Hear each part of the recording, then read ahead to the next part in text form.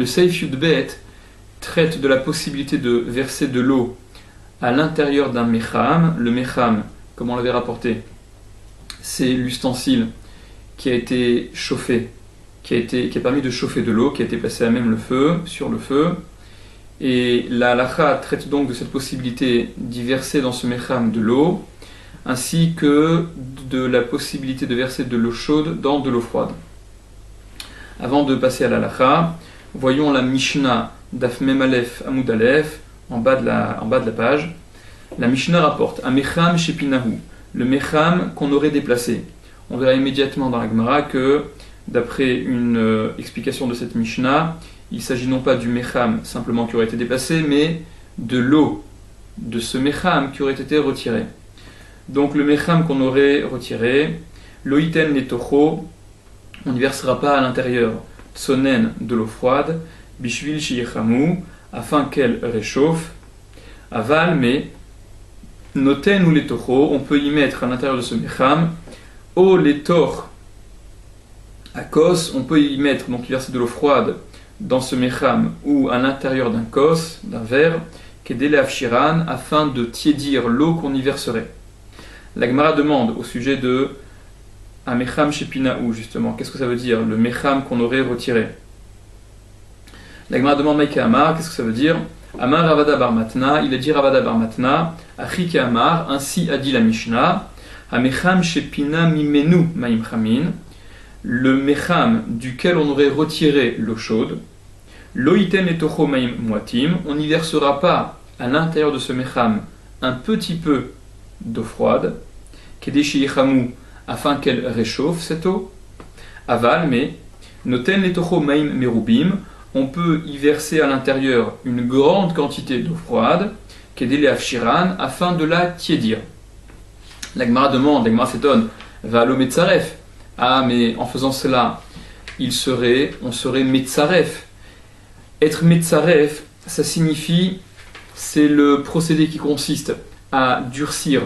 un objet qui aurait été sur le feu. Ça permet, en y versant de l'eau froide, après qu'il ait été au contact d'une chaleur importante, ça lui permet de se saisir, et c'est la phase finale lors de la fabrication d'un keli. Après qu'il ait été passé au feu, qu'il ait été chauffé, on l'immerge dans de l'eau froide, ou on y verse à l'intérieur de l'eau froide. C'est ce qu'on appelle le tsirouf. Et la Gemara s'étonne, mais pourtant, en y versant de l'eau froide dans ce mecham, on serait metzaref, on le durcirait, ce qui correspond au gmar melacha, à la phase finale de fabrication d'un objet. Répond la Gemara, Rabbi Shimoni, ça c'est l'opinion de Rabbi Shimon, des Amar d'Avarshen Mitkaven Mutar, qui a dit que une chose sur laquelle on n'a pas la kavana, qu'on n'a pas l'intention de faire, et ça n'est pas forcé que ça se fasse, alors c'est mutar, c'est permis. La halakha, mecham shepina mimenu maim chamin, un mecham duquel on aurait retiré l'eau chaude. Mutar liten netocho maim tsonen, il est permis d'y mettre à l'intérieur de l'eau froide, rajoute le rama entre parenthèses, merubim, de l'eau froide qui sera en quantité importante.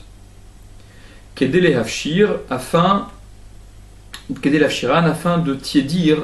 ces eaux froides qui seraient versées à l'intérieur du mecham. Le Mishnah Berurah rapporte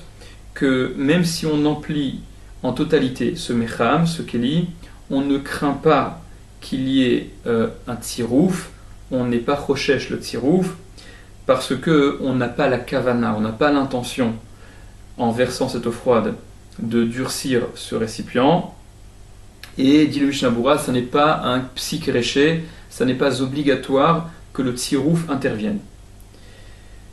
Et rapporte le Mishnah Berurah que celui qui, malgré tout, aurait la kavana, aurait l'intention d'être metzaref, alors d'après certains, il serait chayav minatora, d'après la Torah, et d'après d'autres opinions, il ne serait chayav ce ne serait un interdit que des rabbanan.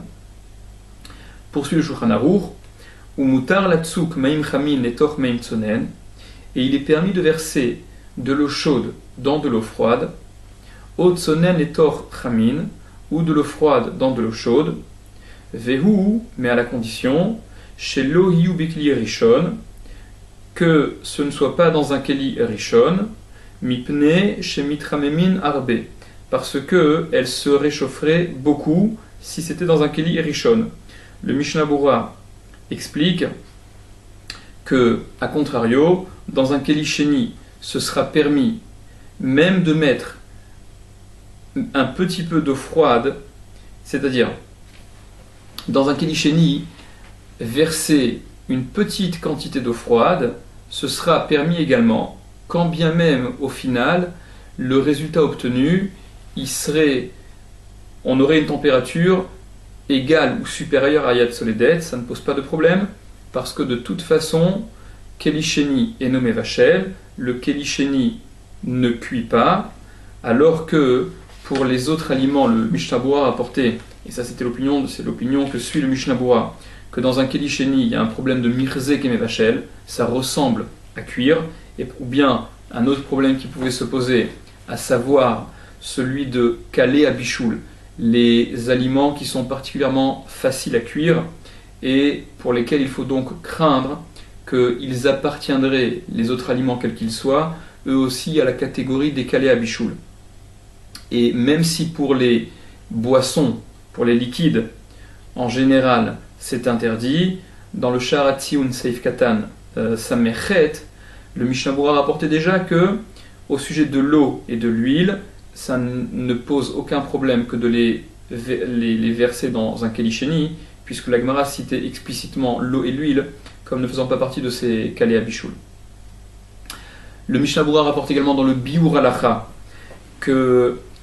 y a des Rishonim qui permettent de verser depuis un Keli Rishon, donc de l'eau chaude, depuis un Keli Rishon, dans une petite quantité d'eau froide, même si le produit obtenu sera un mélange dont la température sera au moins égale à Yad Soledet et même supérieure. D'après le Ran, le Rashba, c'est permis parce que le problème de Hirouï Mikeli Rishon, le problème de verser depuis un Keli Rishon, qui serait Mevachel, donc qui cuirait au moins qu'est des Klippa, comme on l'a rapporté, ne se pose pas lorsque le liquide est versé dans un autre liquide. Là, il y a un mélange instantané qui s'effectue et qui empêche qu'il y ait ce bichoul, cette cuisson de quai des Klippa de la surface extérieure. Et enfin, le Mishnah Berurah concluait dans le Biur Halacha toujours en disant qu'il ne faut pas empêcher ceux qui seraient Mekel, ceux qui ont la Kula, de verser donc depuis un Keli Rishon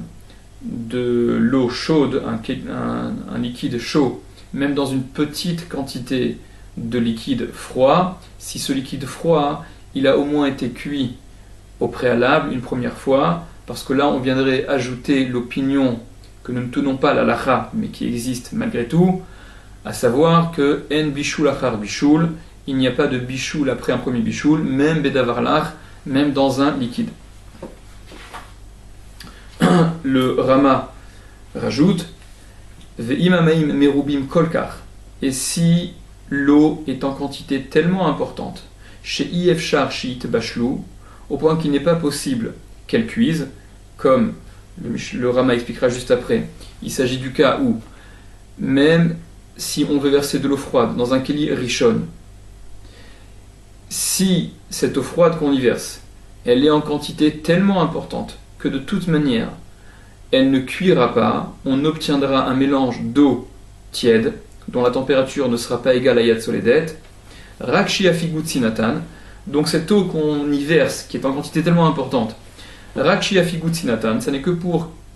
que la froideur s'atténue, Afilu Bekeli Rishon Charé, même dans un Keli Rishon, c'est permis, Rakshi Loyi à la Esh, juste, ce qu'il ne faut pas, c'est que le Keli Rishon dans lequel on verse soit encore sur le feu.